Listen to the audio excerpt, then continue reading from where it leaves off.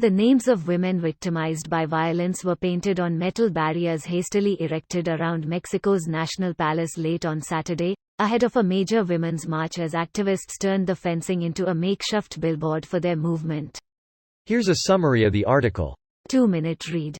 Mexico City, the names of women victimized by violence were painted late on Saturday on metal barriers erected around Mexico's National Palace ahead of a major women's march as activists turned the fencing into a makeshift billboard for their movement. Near the front of the colonial-era building that serves as both the president's offices and his residence, activists wrote, "Victims of femicide," in huge letters across the top of the 10-foot-tall barriers, with the names of many women scrawled underneath.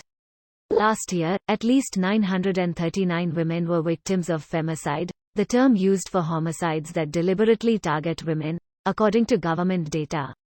"We women want to ask for justice and that people understand, and that the president, who lives here, knows that we're fighting because they are killing us," she added. A day earlier, President Andrés Manuel López Obrador described the barriers, erected on Friday, as a needed tool to avoid provocation and protect the historic building from vandalism ahead of Monday's planned march on International Women's Day. On Sunday, the leftist leader insisted that he had always believed in equality in a video he posted on social media, in which he also lashed out at those he derided as conservative critics who aimed to attack his government. "I'm not a male chauvinist. I'm in favor of the rights of women," he said, pledging never to repress the free assembly of protesters.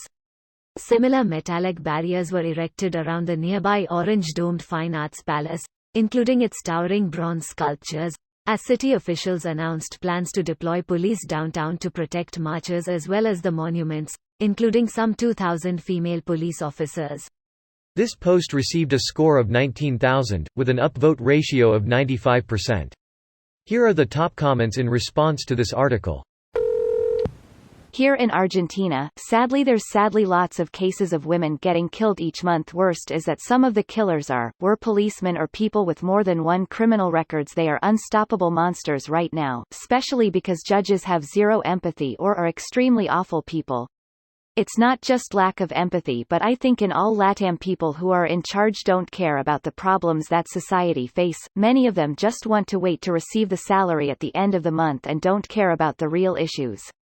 Also, many judges in my country got their positions because they have someone inside the gov. I think it's the lack of professionalism, one of the many reasons why LATAM has problems like this. All of what you described is literally lack of empathy. It is, but not just that. Everyone is inclined to act in their own interest. However, things like empathy and human decency cause us to sometimes make decisions that benefit other people who are suffering. So, it's lack of empathy that's causing this. I highly recommend watching The 3 Deaths of Maricela Escobedo, Las Tres Muertes de Maricela Escobedo. It's a tough one to watch, but it tells one of the many stories of feminicidios in Mexico. That one was pretty sad. Note, all the names are of women that were killed. When I read the title I thought they'd put up names of all kinds of violence, and I just thought if anything would happen to me I wouldn't want my name on a wall like that while I'm still alive. Further note, not only are there names of women that were killed, but killed only for the fact of being women. It's 2021. How is violence against women still such a widespread issue? Do these people have no empathy? Yes. The number of people 100% devoid of empathy is way too high. And if you have any doubts left, then you really weren't paying attention to 2020. Russia is currently trying to make positive changes with its surging numbers of domestic violence. I just read something on CNN's site last night concerning their efforts. Truly heartbreaking. Didn't Putin make domestic violence legal again a couple years back? He rolled back a law that basically increased the scope of what domestic violence was. The old decrease the problem by narrowing what we consider to be a problem approach. And get this, fellas, the current administration posted tweets about how putting barriers in place is done only by dictators. This was before they were in charge, of course. The hypocrisy of this administration is outstanding. This video was automatically created by Reddit to speech.